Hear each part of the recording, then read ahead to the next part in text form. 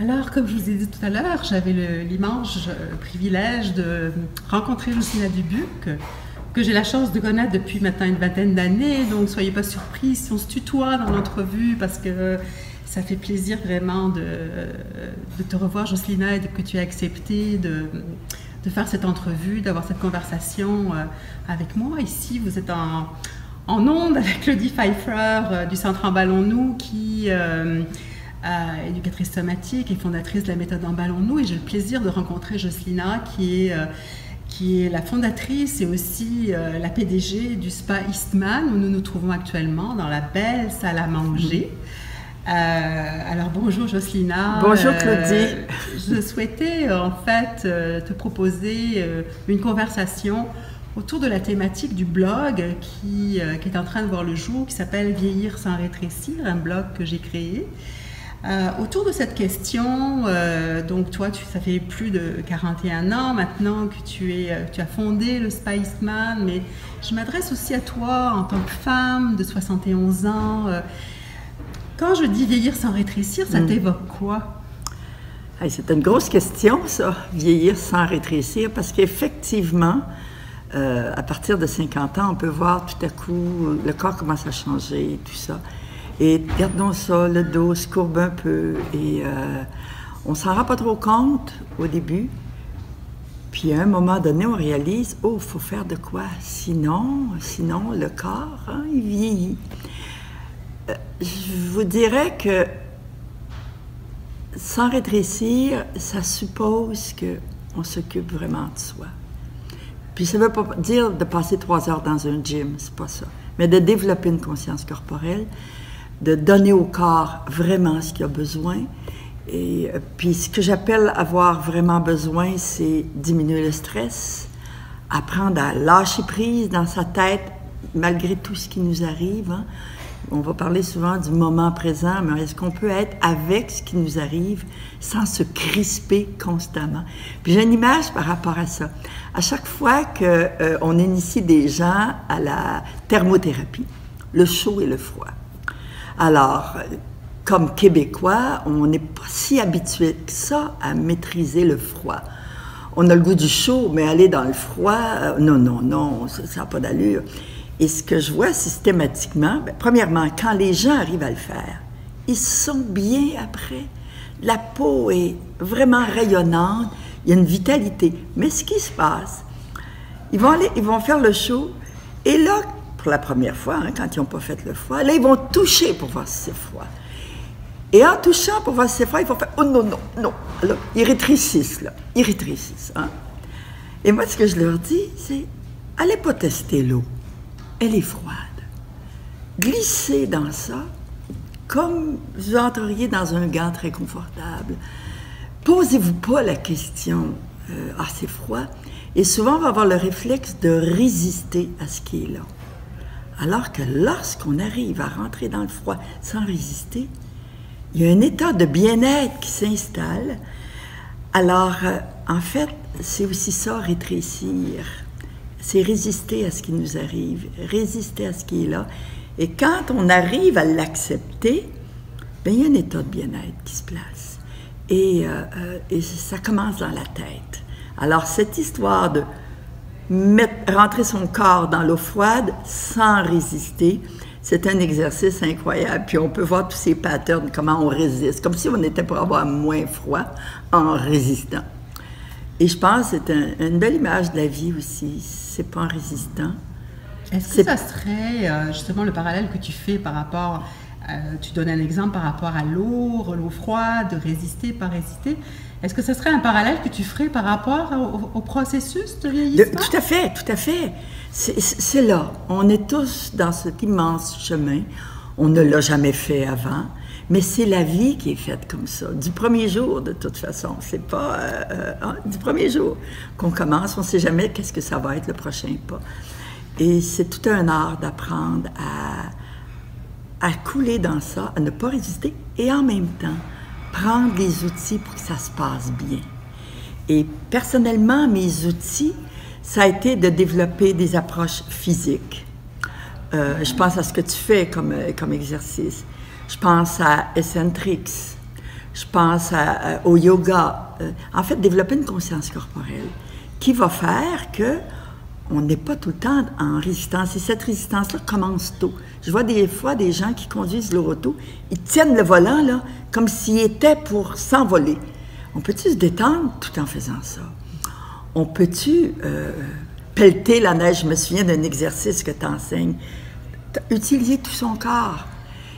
Et ça va créer de la mobilité dans le corps. Alors, l'approche corporelle, la conscience corporelle, bouger, faire de l'exercice, être un avec ce qu'on fait. Puis ça peut être passer la balayeuse. Comment on époussette, comment on lave notre vaisselle. Il y a une conscience corporelle. Moi, j'appelais ça, te souviens-tu, danser, c'est les tâches de la vie quotidienne. Hein? C'est ça, oui. Pour danser son mouvement. Tout à fait. Donc, tu confirmes que c'est ça qui est à apprendre et à développer. Oui, puis cette approche-là, quand on la met dans le quotidien, bien, on va aller marcher autrement. On va se permettre de sentir le sol, on va se permettre d'avoir le regard qui flotte sur la verdure d'une façon extraordinaire, puis de goûter l'instant. Calmer cette folle du logis, hein, c'est le mental, c'est souvent ça qu'on dit. Alors pour moi, ça c'est un outil. L'autre outil qui est majeur, c'est l'alimentation. Ce qu'on met là, cette essence qu'on met dans ce grand laboratoire qui est unique. C'est clair qu'il n'y a pas de formule unique et en même temps, si on veut que ça fonctionne bien, il faut que les produits soient de qualité. Alors, personnellement, j'ai fait des choix, et pour moi et pour l'entreprise, que je considère les meilleurs pour les clients. On va travailler avec des céréales telles que le millet, le sarrasin, le quinoa germé. On ne travaillera pas avec le blé. On ne travaillera pas avec les céréales qui ont des OGM, qui ont été mutés. Hein. On va travailler des laits d'amande, des laits de noix. On ne travaillera pas avec le lait de vache. On va faire cuire les viandes à basse température. En fait, on a créé un concept de cuisine tonique. Pour certains, ils connaissent peut-être les travaux du docteur Seignalais, ça m'a beaucoup inspiré. Et on a complété l'information avec des fermentations, style la choucroute, des choses qui refont notre flore intestinale. Alors, comment arriver à donner une cuisine qui ne crée pas de l'inflammation? La blague que je raconte toujours, on va manger un restaurant, c'est super bon, on enlève nos souliers, on avait des souliers à talons hauts, supposons, on enlève nos souliers, on va pour les remettre à la fin du repas, ils sont serrés. En fait, on n'a pas engraissé des pieds, on a enflé d'un peu partout, mais alors on le sent dans nos pieds. Alors c'est cette inflammation-là que je sais qui crée de la rouille, je vais le dire comme ça, qui crée de la rouille dans le corps, et c'est majeur. Ça crée du vieillissement inutilement, rapidement. Et ça va donner de l'arthrite, de l'arthrose, des tendinites, tout ce qui est de l'inflammation. Alors je me dis, est-ce qu'on peut se donner une cuisine qui ne crée pas cette inflammation-là naturellement? C'est sûr qu'il y a un processus de vieillissement, mais les douleurs vont disparaître. Et il y a une forme qui s'installe. C'est intéressant parce que tu amènes l'idée de la rouille, en fait. Oui. Le fait que ça rouille, la dimension inflammatoire, arthrose, arthrite, toutes les inconvénients, toutes les inflammations en it, hein, et nommons-les, hein, ou ne les nommons pas, mais donc ça contribue, c'est un élément intéressant parce que moi j'aborde la question de la rouille par l'expérience du mouvement, et toi tu amènes un élément important qui est que l'alimentation peut nous faire rouiller et aussi nous faire rétrécir. Et on pense juste aux brûlements, les brûlures d'estomac. Les gens se lèvent le lendemain matin puis ont mal à la tête. On se sent pas bien. Oui. On rétrécit dans notre tête. Hein? Alors, comment faire en sorte que, à la fois, le mouvement soit en harmonie et en même temps, ce qu'on met dans notre corps réponde vraiment aux besoins que le corps a. Et puis, c'est sûr que... Évidemment, si on mange bien, si on bouge bien, déjà, il risque d'avoir des émotions qui sont un peu plus saines.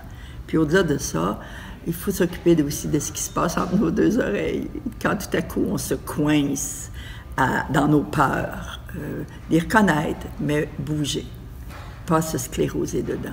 Donc, tu amènes un troisième élément qui est donc la dimension corporelle, conscience du corps, ensuite la dimension alimentaire, manger pour ne pas rouiller. Oui.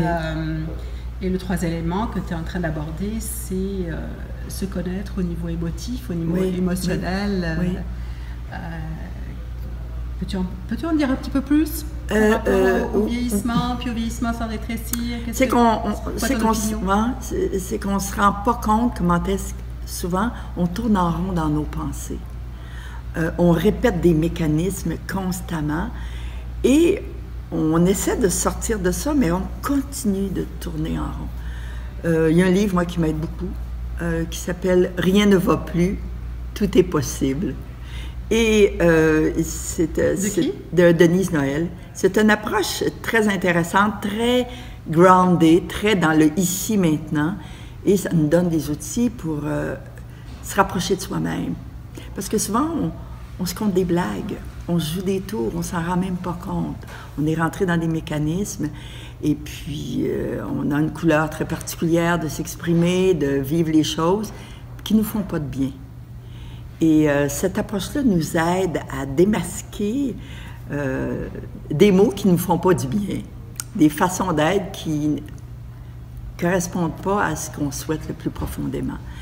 Mais ça demande un certain regard, et puis il faut prendre le temps de se questionner, de « OK, qu'est-ce qui se passe? C'est qui est en train d'être choqué tout d'un coup? Hein? Et puis, c'est quoi l'intention? » Alors, les travaux de Denise sont vraiment intéressants. Elle a écrit plusieurs livres, et puis, d'ailleurs, elle a un blog. Il y a des choses intéressantes. Moi, ça m'aide. Donc, c'est intéressant aussi, tu parles des habitudes qui nous maintiennent, en fait, dans tourner en rond. Oui. Alors, ça me rappelle le dernier article que j'ai écrit pour le blog, qui est le piège des habitudes. Hein? C'est-à-dire à quel point les habitudes sont ancrées dans le cerveau, et à quel point les habitudes sont le signe qu'on a bien appris, mais à quel point ça nous enferme dans un cercle vicieux. Et ce que tu dis aussi, c'est que c'est important de prendre le temps de s'arrêter. Donc, c'est sûr que le Spice Bud est un lieu fantastique pour prendre le temps de s'arrêter. Parce que quand on est dans le tourment de la vie quotidienne, c'est difficile d'être conscient. Oui. Pour amener la conscience, il y a besoin d'avoir un temps pour se certain poser. Temps. Oui, tout à fait. Et regarder ce qui est sur la table, aussi bien nos habitudes que nos émotions. Et c'est pas toujours très confortable, ces moments-là. Il faut les accueillir avec compassion. Oui, avec gentillesse. Avec espace, avec... Toi, Jocelyna, dans ton expérience, as-tu une anecdote à nous partager, justement, sur ton expérience personnelle autour de la thématique vieillir sans rétrécir, des moments où toi-même, tu t'es vu rétrécir? Ah ben oui, écoutez, plein de moments, écoutez. D'ailleurs, je me souviens, à un moment donné, j'ai eu le diagnostic de fibromyalgie. Et à l'époque, parce que ça fait plus de 25 ans qu'on se connaît, et peut-être 28 ans, 27, 28 ans, vraiment. Et à ce moment-là, je rêvais d'écrire un livre sur la marche. Et un matin, je me suis réveillée, des douleurs, je ne comprenais pas ce qui se passait. Et puis, j'ai eu la chance, il y avait un client qui était ici, qui était un médecin, et qui m'a dit, écoutez, venez me voir, je crois que vous faites de la fibromyalgie. C'est sûr qu'être entrepreneur, c'est pas un long fleuve tranquille. Il y a toutes sortes de choses qui arrivent comme chef d'entreprise. Alors, j'avais jamais entendu parler de cette chose-là. On était en 93, quelque chose comme ça. Et je me souviens, ce qui m'avait aidé, entre autres, c'est que tu m'avais regardé marcher et puis tu m'avais dit, parce que je comprenais pas trop ce que j'avais. Tu m'avais dit, il y a un swing qui n'est pas dans ton talon, quelque chose comme ça. Et ce que tu m'avais montré, petits exercices, ça m'avait aidé. Mais ça restait là. J'avais ça. Un an après, je décide de faire une cure de jus vert, sachant pas trop quoi faire. Toutes les douleurs disparaissent. OK. Je recommence à manger. C'était moins pire, mais... Puis on s'entend, je mange bien ici, là. Hein? On est vraiment dans un produit de qualité. Et certaines douleurs apparaissent. Et c'est seulement qu'en 2009 qu'il y a eu un moment, un eureka dans ma vie. C'est Manon Vigé, que tu connais, je crois, qui est naturopathe, herboriste, et puis qui dit « Jocelyna, lis donc ce livre-là du docteur Seignalais ». Et ça a été vraiment une révélation. Vous savez, quand tout à coup les morceaux du puzzle s'attachent, Et j'ai compris, entre autres, pourquoi que j'avais ces douleurs qui se promenaient, des fois des tendinites, des bursites. Et le massage ne m'aidait même pas. C'était terrible pour moi, là. Je ne voulais pas être sur le jus vert toute ma vie. Je suis gourmande quand même. Hein? T'aimes le vin. Ah oui! Puis, de temps en temps, j'avais des tendinites, des bursites. Voyons donc. Et la marche, c'était déjà mieux à cause des petits exercices d'étirement. Mais j'avais toujours mal au bas du dos. Le massage ne m'aidait pas. Et c'est seulement quand j'ai changé complètement mon alimentation, j'ai enlevé tout le gluten, toutes les protéines laitières, et là, pouf, ça a fondu. Et dès que je me remettais à l'occasion, parce que la vie est comme ça, j'allais en voyage, puis bon, j'en mangeais un peu. Ah, il y a des douleurs qui revenaient. Et là, c'est devenu bien, bien clair. Et c'est vraiment ça qui m'a motivée à offrir une cuisine aux clients, qui fait que on peut avoir du plaisir, bien manger, puis les clients ne se sentent pas en cure quand ils sont ici, tu comprends? Alors, c'est tout ça. C'est l'alimentation, c'est aussi les exercices, c'est prendre le temps de prendre soin de ce qui se passe entre nos deux oreilles. Hein, puis, et c'est très important ce que tu viens d'apporter là, parce que la fibromyalgie est vraiment un fléau. Je connais beaucoup de personnes qui ont ça. J'en ai même parmi mes élèves et on considère toujours que qu'il n'y a pas grand-chose à faire. Et c'est tellement pas vrai. C'est tellement systémique comme approche ce dont tu parles. Donc j'espère que s'il y en a qui écoutent ce blog, qui sont concernés, qui vraiment prendront note de ce que tu as témoigné, parce que c'est tellement important. Oui. Et ça contribue, quand on a la fibromyalgie, qu'on souffre, c'est là qu'on se sent rétrécir et de moins en moins en confiance dans son corps et dans sa façon d'être dans l'espace et avec les autres. Puis il y avait plein d'exercices que je ne pouvais plus faire. Là. Alors c'est de retrouver une liberté physique dans mon corps, puis de faire des exercices. Non, c'est du pur bonheur. Alors ça ne me donne pas tant que ça le goût de tricher. Oui. Aujourd'hui, 71 ans. Oui. Je ne t'avais pas vu depuis, je sais pas, peut-être, je sais plus, quelques années, où tu sembles rayonnante. Merci. Pour conclure, réussir son vieillissement, qu'est-ce que tu dirais? Réussir son vieillissement... à travers ton expérience, ou ce que tu vois parmi ta clientèle, ou... Je veux dire, ça n'arrive pas par hasard. Il y a une démarche, ça n'arrive pas par hasard. Bon, peut-être qu'il y en a, tout à coup, qui ont un vieillissement naturel facile. À date, c'est jamais ce que j'ai vu. Ça demande de la conscience, ça demande de l'acceptation, puis ça demande de bouger avec. Et ça fait partie des étapes de la vie, et ça demande de la conscience, de s'habiter de plus en plus. Puis, des fois, les gens me disent « Ah, quel âge j'avais? 71 ans. » Puis, « Ah, est-ce que je peux le dire? » Oui, je ne les ai pas volés, ces années-là. Hein? Mais on peut les habiter. On ne sait jamais ce qui nous attend demain. Puis souvent, j'entends « Ah, bien, il faut en profiter, il faut se gâter. » Mais des fois, le mot « gâter » est inadéquat. Parce qu'en bout de ligne, il y a une facture terrible à payer. Et si on peut éviter des moments pas agréable dans le vieillissement. C'est comme son auto, entretenir son auto vraiment bien. Puis je trouve ça plate de nous comparer à un auto, mais des fois, les gens comprennent mieux. Il faut mettre la bonne essence, même si on a une Porsche, une Ferrari, un auto incroyable, il faut avoir la bonne essence dedans, les bons pneus, entretenir la carrosserie, puis avoir du plaisir à la conduire. Tu vois, Jocelyna, tu dis quelque chose d'important que j'ai souvent dit, c'est-à-dire qu'il y a des personnes qui attendent d'être en panne et d'être complètement délabrées pour aller au garage, puis il y en a d'autres qui l'entretiennent régulièrement. Ça permet d'avoir du plaisir le plus longtemps possible. Donc, tu dis quelque chose de très important et on va finir là-dessus, la notion de démarche. C'est-à-dire que ce n'est pas quelque chose qui vient du jour au lendemain. Il y a une démarche personnelle.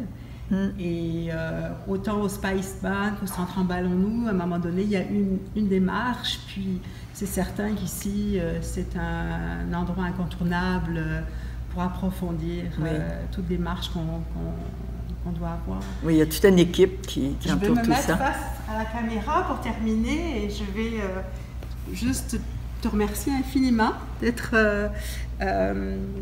d'avoir accepté, puis... Merci pour cette invitation-là.